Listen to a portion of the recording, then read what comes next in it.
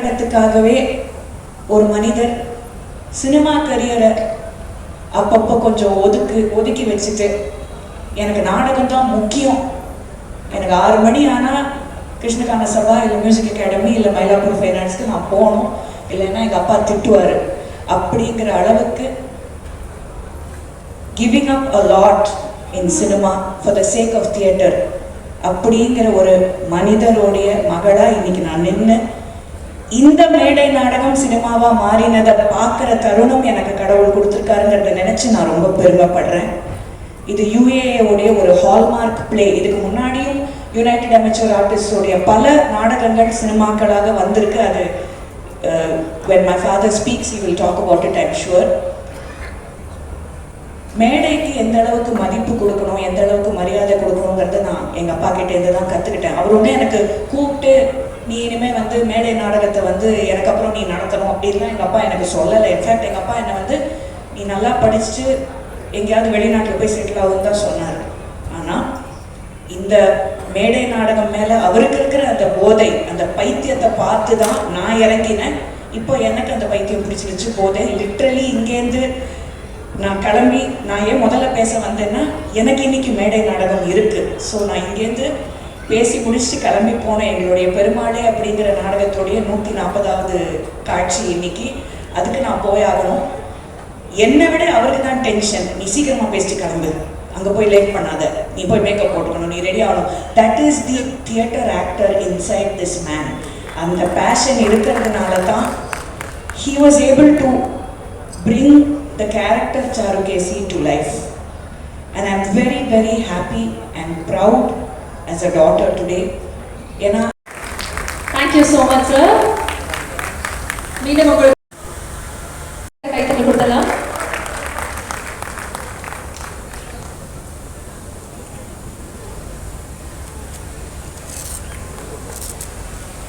Thank you so much, ma'am. I request you kindly take your seats.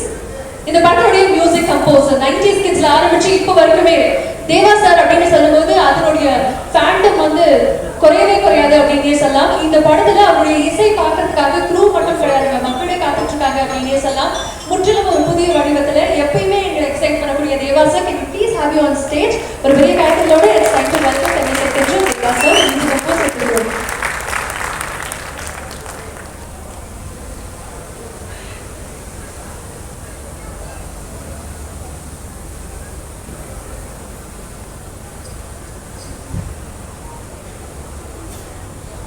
வணக்கம், very very warm welcome. Thank you so much for giving us Charukesi sir. உங்களுடைய music வடிவத்தில் அதை பார்க்கறதுல எங்களுக்கு கூடுதல் சந்தோஷம். நீங்கள் வந்ததுக்கும் ஒரு பெரிய பெரிய நன்றியும் ஒரு பெரிய மகிழ்ச்சியும் எங்களுக்கு. தேங்க்யூ. ஒரு பக்கம் மியூசிக் லெஜெண்ட் அப்படின்னா இந்த படத்துல இன்னொரு பக்கம் ஒரு டான்சிங் லெஜெண்ட், ஒரு ஆகச்சிறந்த ஒரு கொரியோகிராஃபர். எவ்வளவோ படங்கள், எவ்வளோ அமேசிங்கான கொரியோகிராஃபி. இது இருந்தமே எனக்கு டான்ஸ் அப்படின்னு சொன்னா எவ்வளோ ஜெனரேஷன்ஸ் தாண்டி உங்க பேர் தான் எல்லாருக்குமே ஞாபகம். I would like to welcome Kala master. Can you please have you on stage.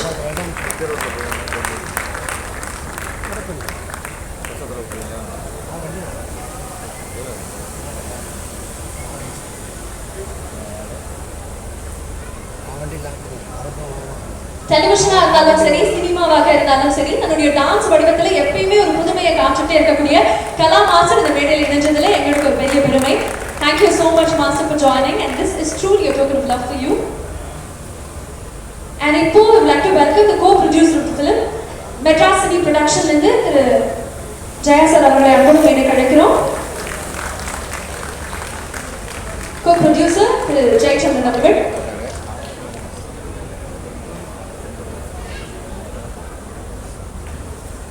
Thank you so much, sir. Thank you for giving us this film. And இப்போ இவர் கையால we would like to honor another fantastic actor. இவரும் ஒரு director, ஒரு voice actor, ஒரு அமேசிங்கான performer. Tamil சினிமாவில் இவருடைய கதாபாத்திரங்கள் அப்படி சொல்லிக்கிட்டே போனா எல்லாருக்குமே ரொம்ப பிடிச்ச ஒரு நடிகராக இருக்கக்கூடிய Samuthirakani sir. Can you please have you on stage?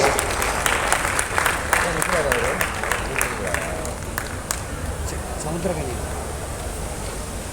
And அதனை தொடர்ந்து ஒரு ஆகச்சிறந்த குணச்சித்திர நடிகர், ஒரு வாய்ஸ் ஆக்டர், தெலுங்கு, ஹிந்தி, தமிழ்னு எண்ணற்ற மொழிகளில் தொடர்ந்து படம் பண்ணிக்கிட்டே இருக்கக்கூடிய Thalaivasal Vijay sir. Can you please have you on stage?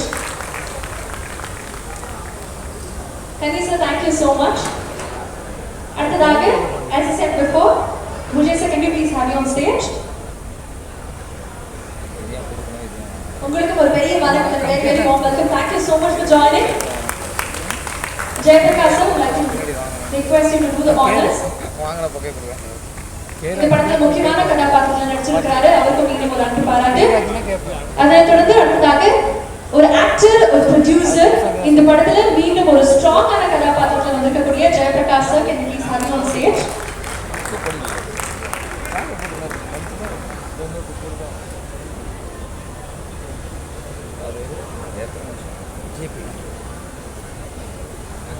Thank you so much for joining sir. மீண்டும் உங்களுக்கு ஒரு பெரிய வணக்கம். Very very warm welcome.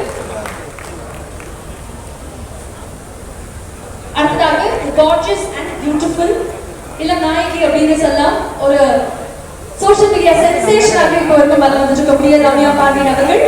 இந்த படத்தில் அவங்களுடைய கதாபாத்திரம் எப்படி இருக்க போகுது அப்படின்றத பார்க்கறதுக்காக நான் ரொம்ப ஆவலாக இருக்கேன். ட்ரெயிலர்ல பார்க்கும்போது பயங்கர இன்ட்ரெஸ்டிங்காக இருந்தது. மீண்டும் உங்களுக்கும் ஒரு பெரிய வாழ்த்துக்கள். And இது ஒரு token of appreciation from the team of Charul KC to you. Thank you so much for joining.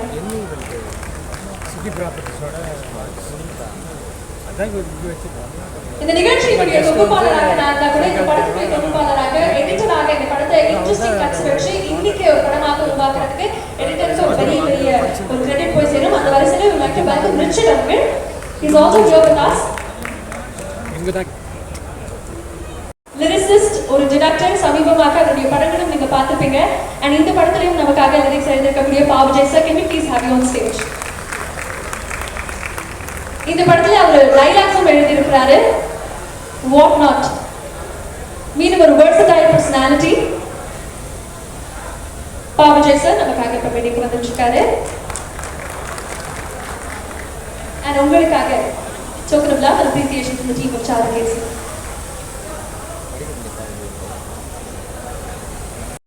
Executive producer. இங்க வந்திருக்க பத்திரிகையாளர்களுக்கும் என்ன நடக்கும் அப்படின்ற ஒரு கேள்வி இருந்தது. ஒரு 2-3 நாள் ஒரு மாதிரி நிறைய யோசிக்க வச்சு, இருக்கிற வாழ்க்கையை நமக்கு தெளிவாக இருக்கிற நேரத்தில் சந்தோஷமாக வாழ்ந்துட்டு போயிடணும், அடுத்தவங்களுக்கு கஷ்டம் கொடுக்காம யாருக்காவது பிரயோஜனமாக வாழ்ந்துட்டு போயிடணும் அப்படின்ற ஒரு ஆழமான ஒரு விஷயத்தை இன்னும் நம்மக்கிட்ட கொண்டு வந்து சேர்த்தது படைப்பு. விஜயம் சார், உங்களோடு பயணித்தது இறைவன் எனக்கு கொடுத்த ஒரு பெரிய பாக்கியம் நினைக்கிறேன். ஏன்னா ரொம்ப உண்மையாகவும் நேர்மையாகவும் ஒழுக்கமாகவும் இருக்கவங்கள சினிமா எப்பவும் விடவே பார்க்கும்போது தான் இந்த படத்தோட கதை என்னங்கிறது எனக்கு தெரியும். என்னன்னா, நான் ஒரு சின்ன கேரக்டர் பண்ணியிருக்கேன். ஆனால் அந்த ட்ரெய்லர் பார்த்த உடனே ஒரு பெரிய தாக்கமே நமக்குள்ளே இருக்கிறது. இம்மீடியட்டாக கனெக்ட் ஆகும். அப்படின்னு இதுக்குள்ளே வரத்துக்கு எனக்கு வாய்ப்பு கொடுத்த டேரக்டர் எல்லாருக்கும் தெரிஞ்சிருக்கும்னு நினைக்கிறேன். பட் நான் அது அனுபவிச்சிருக்கேன். அந்த நைட் ஷூட்டில் ஒரு பிஸ் இருக்கிறதுக்காக அவ்வளோ அற்புதமாக பிஸ் இருக்காரு. நம்ம சின்னோண்டு எதாவது பண்ண தெரிஞ்சாலே நம்ம ஊருக்கு பண்ணாமல் நினைப்போம். அவ்வளோ அற்புதமாக பண்ணுவாங்க. ஆனால் அது எத்தனை பேருக்கு தெரியும் தெரியல. நான் அந்த ஷூட்டில் முழுமையாக அதை ரசிச்சிருக்கேன். அவர் விசில் அடிக்கும் போது நான் மைக்கை பிடிப்பேன். ஏன்னா யூனிட்டில் வேலை பார்க்குற அத்தனை பேருக்கும் அது அவ்வளோ உற்சாகத்தை கொடுக்கும். எப்படி இது செய்கிறீங்கன்னா, எனக்கு பாடணும்னு ரொம்ப ஆசை ஜெப்பி, பட் எனக்கு பாட வராது. அதனால விசில் அடிக்க ஆரம்பிச்சு அது அப்படியே செட் ஆகிடுச்சு. ரொம்ப கேஷுவலாக சொன்னாங்க. ஸோ அவ்வளோ பெரிய ஜாபான்னு கூட நான் அப்போ நடித்தேன். அதுக்கப்புறம் இந்த படத்தில் ஒரு சின்ன கேரக்டருக்கு ரொம்ப நாளைக்கு அப்புறம் பிரமாதமான டைலாக்ஸ் நான் இந்த படத்துல தான் பார்த்தேன். ரொம்ப இதை பத்தி சத்யராஜ் எனக்கு படம் பார்த்துட்டு என்கிட்ட பேசிட்டு இருந்தாரு. உங்ககிட்ட எல்லாம் சொன்னாரு எனக்கு தெரியல, கிட்டத்தட்ட ஒரு 40 நிமிஷம் பேசியிருந்தாங்க. அப்படி இருந்தது ஹாசினி, இப்படி இருந்ததுமா, இப்படி இருந்ததுன்னு ரொம்ப நேரம் பேசிட்டு இருந்தாரு. உங்க டைலாக் பத்தியும் அப்புறம் அந்த பொண்ணு ரம்யா பத்தியும் ரொம்ப பேசிட்டு இருந்தாரு அவரு. ஸோ அதனால உங்க 2 பேருக்கும் என்னுடைய வாழ்த்துக்கள். அது மட்டும் இல்லை, எங்க என்ஜிஓவுக்கு ஒரு ஆந்தம் இருக்கு, அதை எழுதுனது அவர் தான். ஒரே ஒரு தடவை கேட்டேன், எனக்கு எழுதி கொடுங்க. நாம் ஃபவுண்டேஷனுக்கு ஒரு நாம் என்ற எண்ணம் தனிமரம், நாம் என்று உயர்வோம் அனைவரும். அதனால அவங்க எல்லாரையும் பத்தி பேசணும். நான் என்னை பத்தி பேசி ஒரு பிரயோஜனமும் இல்லை. கலா மாஸ்டர் வந்து என்ன ரஜினி சார், விஜயகாந்த் அண்ட் சத்யராஜோட ஆட வச்ச ஒரே டான்ஸ் மாஸ்டர். அது மட்டும் இல்லை, அது அடுத்த ரோல் என்னன்னா, நான் டைரக்ட் பண்ண படத்தில் இந்திராலா அவங்க தான் கொரியோகிராஃபர். அதுக்கப்புறம் 2015 நாங்கள் ஒரு டான்ஸ் ட்ராமா பண்ணும்போது நான் உங்ககிட்ட வந்து கேட்டேன், நான் அந்தரத்தில் தொங்கணும் அப்படின்னு கேட்டேன். எனக்கு அப்போ வந்து கிட்டத்தட்ட 55 வயசு இருக்குன்னு நினைக்கிறேன். 55 வயசுல நான் அந்தரத்தில் தொங்க விட்டு என்னோட சேஃப்டி, அது மட்டும் இல்லை அவங்கள்ட்ட இருக்கிற நல்ல குணத்தை நான் சொல்லணும். சினிமா இண்டஸ்ட்ரியில் இந்த டான்ஸ் ட்ராமா அப்படின்னு இருக்கும், பட்ஜெட் பெருசாக இருக்காது. அதனால நாங்கள் 4 டான்சர்ஸ் போகிறதுக்கே பட்ஜெட் இருக்காது ஃப்ளைட்டில். அப்போ கலா சொல்லுவாங்க, நான் இல்லாமல் நீங்கள் அந்த அந்தரத்தில் தொங்கக்கூடாது, அதனால ஃப்ளைட் டிக்கெட் நானே போட்டு வரேன் அப்படிம்பாங்க. அவ்வளோ பெரிய தாராளமான மனசு கலைஞர்களுக்கு இருக்குது அப்படிங்கிறத வந்து எல்லாரும் தெரிஞ்சுக்கணும். ஸோ கலா, தேங்க்யூ ஸோ மச். அந்த மேலே தொங்கும்போது மற்ற டான்சர்ஸ், கிளாசிக்கல் டான்சர்ஸ் யாரும் குச்சிப்புடி, பரதநாட்டியம், அவங்க மோகினி ஆட்டம்லாம் நடுங்கிட்டு இருப்பாங்க. பட் இவங்க மட்டும் தைரியமா அதெல்லாம் நான் பார்த்துக்கிறேன்னு என் உயிரை காப்பாற்றுற கலாக்கு நன்றி. வைஜி மகேந்திரா சாருக்கும் சுரேஷ் கிருஷ்ணாக்கும் அப்புறம் வரை சமுத்திரகனி சார், நீங்கள் வந்து பாலச்சந்தர் சாரோட ஸ்கூல்லேருந்து வந்தவங்க. நீங்கள் டைரக்ஷன்லேயும் சரி, டெலிவிஷனில் நீங்கள் டைரக்ட் பண்ணதும் சரி, அதெல்லாம் வந்து நம்ம ரொம்ப ரசித்து பார்த்துருக்கோம். இப்போ உங்களுடைய வளர்ச்சி ஒரு நடிகனாக பார்க்கும்போது ரொம்ப பெருமையாக இருக்குது. ஏன்னா யோசிக்கிற நடிகர்கள் இருக்கும்போது அவங்கள பார்க்குறதே ஒரு சுகம்தான். நாங்கள் சொல்லுவோம் கார்ட்போர்ட் ஹீரோஸ்னு. கார்ட்போர்ட் ஹீரோஸ் இருந்தாலுமே அது ஒரு வலி. அதுக்கெல்லாம் அந்த மாதிரி ஒரு மொமெண்ட்டுக்கு வந்து லைஃப்பில் ப்ரிப்பேர்டாக இருக்க மாட்டோம்.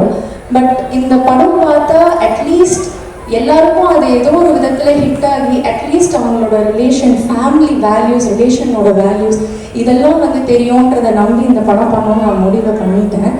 அண்ட் சார் வந்து ஃபஸ்ட்டு டே ஷூட்டில் ஃபஸ்ட்டு ஷார்ட் எடுத்ததுக்கு அப்புறமா நான் வெயிட் பண்ணுறேன் என்ன சொல்லுவார், ஏன்னா எனக்கு தெரியணும் எப்படி பெர்ஃபார்ம் பண்ணுறோன்னு. சார் வந்து என்னை கூப்பிட்டு பை மிஸ்டேக் நல்லா பண்ணிட்டேன், அப்படியே பண்ணு அப்படிங்கிறாரு. சரி, இதை விட அப்ரிஷியேட் பண்ணுறாரா இல்லை என்ன சொல்கிறாருன்னு எனக்கு புரியல. அடுத்த ஷாட்லேயும் வந்து பை மிஸ்டேக் இதுவும் நல்லா பண்ணிட்டேன், நீ ஒன்று பண்ணு, இந்த படம் ஷூட்டிங் முடிகிற வரைக்கும் இந்த மிஸ்டேக்கை மட்டும் ஃபாலோ பண்ணு, அது போதும் அப்படிங்கிறாரு. சரி, அப்போதான் எனக்கு தெரிஞ்சிருக்கு, ஓகே இவர் நம்மளை அப்ரிஷியேட் தான் பண்ணுறாரு, நம்ம பெர்ஃபார்ம் பண்ணுறது ஓகே போல அப்படின்னு நினச்சேன். But is very generous and appreciating. அது வந்து நான் சின்ன பொண்ணு, இவளுக்குலாம் என்ன, இந்த பொண்ணுக்குலாம் என்ன அப்ரிஷியேட் பண்ணுவோம் அப்படிலாம் நினைக்கவே மாட்டார். ரொம்ப என்ஜாய் பண்ணுவார். அதாவது நல்லா பெர்ஃபார்ம் பண்ணிட்டா நான் பெர்ஃபார்ம் பண்ணும்போதே ஒரு மானிட்டர் முன்னாடி சிரிச்சு சந்தோஷப்பட்டு கை தட்டி ஷபாஷ். என்னை இசை அமைக்க சொல்லி என்னை இந்த உலகத்திற்கு, இந்த ரசிகர்களுக்கு காட்டிய டைரக்டர் சுரேஷ் கிருஷ்ணா சார் அவர்களுக்கு என்னுடைய நன்றியை நான் தெரிவிச்சுக்கிறேன். இப்படி பல ஸ்டார்களுடைய படத்துக்கு இசையமைக்கிற வாய்ப்பு கொடுத்த இதே சுரேஷ் கிருஷ்ணா சார் தான் என்னுடைய கனவு. இந்த கர்நாடக சங்கீத படத்தையும் அவர் தான் எனக்கு இதை நினைவாக்கி வைத்தார். ரொம்ப சந்தோஷப்படுறேன். ஏன்னா அந்த சாவுகேசி நாடகம் பார்த்தேன், நான் பார்த்துருக்கேன். அதே கப்பா ரொம்ப பெருமையா இருக்கு. இதே வைஜி மகேந்திரன் சாரோட நான் ஒரு 45 வருஷம் நான் பயணம் செஞ்சுட்டு இருக்கேன். நாங்கள் 2 பேரும் 45 வருஷம் நாடகத்தில் வந்து, நாடகத்துக்கு நான் தான் இசையமைப்பாளர், நான் தான் ஹார்மோனியம் வாசிப்பேன், டோல்கி வாசிப்பேன், ட்ரம் வாசிப்பேன். அப்படி நாங்கள் ஒரு 45 வருஷமாக நாங்கள் பயணிச்சுட்டு இருக்கும்போது படத்தில் அதே கப்பா. நண்பர்களுக்கு அன்பான வணக்கங்கள். ஸோ நேரம் ரொம்ப குறைவாக இருக்கிறதுனால நான் சில நிமிடங்கள் மட்டுமே பேசுகிறேன். வேலையில் அமர்ந்திருக்கிற அத்தனை ஆளுகளுக்கும் என்னுடைய அன்பான நன்றி. இந்த சாருகேசி படத்தை பொறுத்த வரைக்கும் சில படைப்புகளை வந்து நம்ம ஒரு பொருளாதார மேன்மைக்காக அந்த படைப்புல ஈடுபட்டு செய்வோம். சில படைப்புகளுக்கு வந்து இது ஒரு வேலை, நம்ம அடுத்த ஒரு பெரிய ஒரு வெற்றியை கொடுக்கும் அப்படிங்கிறதுக்காக ஈடுபட்டு செய்வோம். சில படைப்புகள்ல நமக்கு நல்ல ஒரு பேர் வரும், புகழ் வரும் அப்படிங்கிறதுக்காக செய்வோம். ஆனா மிக சில படைப்புகள்ல தான் நம்முடைய மன திருப்திக்காக மட்டுமே அந்த படைப்பில் நம்ம வேலை செஞ்சிருக்கோம். அப்படி இந்த மேடையில் அமர்ந்திருக்கிற அத்தனை பேருமே அவங்க பர்சனலா அவங்களுடைய மன திருப்திக்காக மட்டுமே வேலை செஞ்ச ஒர்க் பண்ண ஒரு படம் தான் இந்த சாருகேசி அப்படிங்கிற ஒரு பெரிய காவியம். இயக்குனர் சுரேஷ் கிருஷ்ணன், நான் நிறைய பேசணும்னு நினைச்சிருந்தேன், ஆனால் ரொம்ப நேரம் அதிகமாயிடுச்சு. அடுத்தது சார் பேசணும், அப்புறம் விஜயன் சார் பேசணும். ஸோ அதனால ரொம்ப மிக சுருக்கமாக, ஏன்னா என்னுடைய பங்களிப்பு பற்றி எல்லா பெரியவங்களும் பேசிட்டாங்க. சுகாசினி மேடம் இருந்து ஆரம்பிச்சு அவங்க அவ்வளோ அன்பான வாழ்த்துக்கள் சொன்னாங்க. தேவா சார் வாழ்த்து, நிறைய எல்லாருமே அந்த வாழ்த்துக்களை சொல்லும் போது ஸோ நான் இன்னும் அதிகம் பேச வேண்டியதில்லை. படத்தில் அந்த வசனங்களே கண்டிப்பாக பேசும். பாடல்கள் பேசும், சத்யராஜ் சார் பேசினாரு. ஸோ எல்லாருக்கும் என்னுடைய மனப்பூர்வமாக நன்றி தெரிவிச்சுக்கிறேன். குறிப்பாக 2 பேர். ஒன்று வந்து என்னுடைய அன்பிற்குரிய இசையமைப்பாளர் தேவா சார். நான் திரைப்பட துறையில் பாடல் எழுதுறதுக்காக முயற்சி பண்ணி பல போராட்டங்களை சந்திச்சு சில பாடல்கள் எழுதிட்டு இருக்கும்போது எனக்கு கிடைச்ச ஒரு மிகப்பெரிய முதல் இப்போ இந்த பாட்டை எழுதின மாதிரியே தான், அவள் தந்த வரம் அப்படிங்கிற மாதிரி, அவர் தந்த வரம் தான் எனக்கு கருப்பு தான் எனக்கு பிடிச்ச கலர் அப்படிங்கிற ஃபர்ஸ்ட் கிக். அதுக்கப்புறம் தான் எனக்கு பா விஜய் அப்படிங்கிற பேரே தெரிஞ்சது. அந்த பாட்டை நான் தான் எழுதுனேன்னு சொல்லி அவர் தான் உலகமெங்கும் எனக்கான அடையாளத்தை, அங்கீகாரத்தை இன்னைக்கு வரைக்கும் வாங்கி கொடுத்துட்டு இருக்காரு. ஆரோக்கியசி டைட்டில் ரோல் வைஜு மகேந்திரன் சார் பண்ணியிருக்காரு. இந்த பிளே, இந்த படம் எல்லாத்துக்கும் ஃபர்ஸ்ட் நன்றி. வைஜன் சார் பேசுவார் அப்புறம், பட் நான் அவருக்கு முன்னாடி பேசுகிறேன். Thank you super star Rajinikanth. ஏன் அவருக்கே நன்றி. என்ன கிட்டத்தட்ட 4-5 தடவை இந்த பிளேயை பார்த்துட்டு every time YG Mahendran sir இதை படமாக பண்ணுங்க, இதை படமாக பண்ணுங்க சொல்லிட்டே இருப்பார். அவருக்கும் இதை சொல்லிகிட்டே இருக்காரு ரஜினி சார். அந்த மைண்ட் ஓடிட்டே இருக்கு. கரெக்டாக அந்த ஒரு தடவை நான் வந்து பிளே பார்த்துட்டேன்.